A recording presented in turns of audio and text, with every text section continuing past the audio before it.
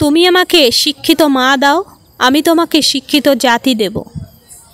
টিয়া পাখির মতো মুখস্থ করে বড় বড় সার্টিফিকেট অর্জন করে বড় বড় চাকরি পাওয়াকে শিক্ষা বলে না। শিক্ষা হচ্ছে সেটা যা একজন মানুষের ভিতরের কুশিক্ষাকে দূরে করে সমাজে পরিবর্তনে এগিয়ে আসার উৎসাহ যোগায়।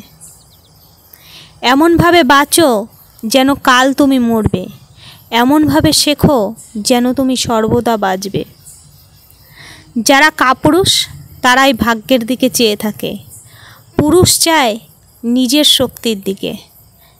তোমার বাহু, তোমার মাথা তোমাকে টেনে তুলবে, তোমার কপাল নয়।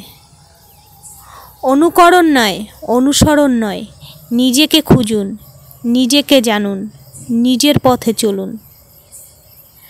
একজন ঘুমন্ত মানুষ আরেকজন ঘুমন্ত মানুষকে জাগাতে পারে না।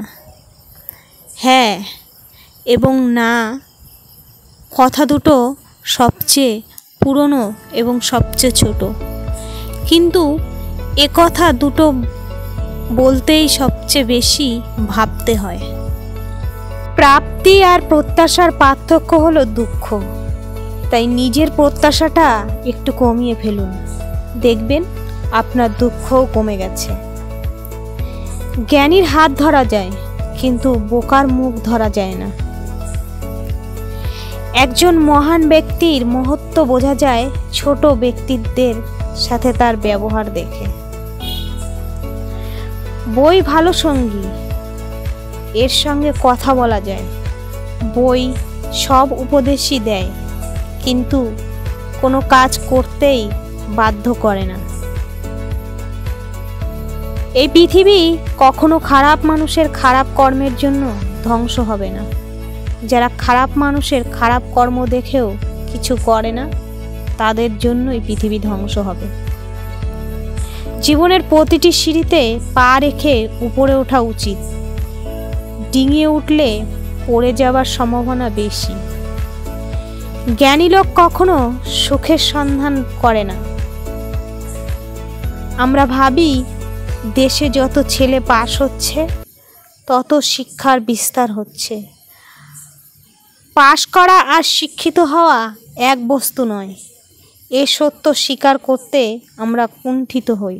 হতে হলে সবাগ্রে সময়ের মূল্য দিতে হবে। বেশি কথা বলা তা যতই মূল্যবান হোক নির্বুদ্ধিতার নিদর্শন। অন্যকে বারবার ক্ষমা করো, কিন্তু নিজেকে কখনোই ক্ষমা করো না। আমাদের শিক্ষার মধ্যে এমন একটা সম্পদ থাকা চাই যা কেবল আমাদের তথ্য দেয় না, সত্য দেয়। যা কেবল ইন্ধন দেয় না, অগ্নি দেয়। যদি আপনি আপনার রাগ নিয়ন্ত্রণ করতে না জানেন, তাহলে আপনার অবস্থা আক্রমণ হওয়ার উপক্রম একটি অসহায় প্রাচীরহীন শহরের মতো। সাফল্যের মূল চাবিকাঠি হলো আমরা যা ভয় পাই সেগুলো অপেক্ষা, আমরা যা আশা করি সেগুলোর উপর আমাদের সচেতন মনকে প্রতিষ্ঠিত করা।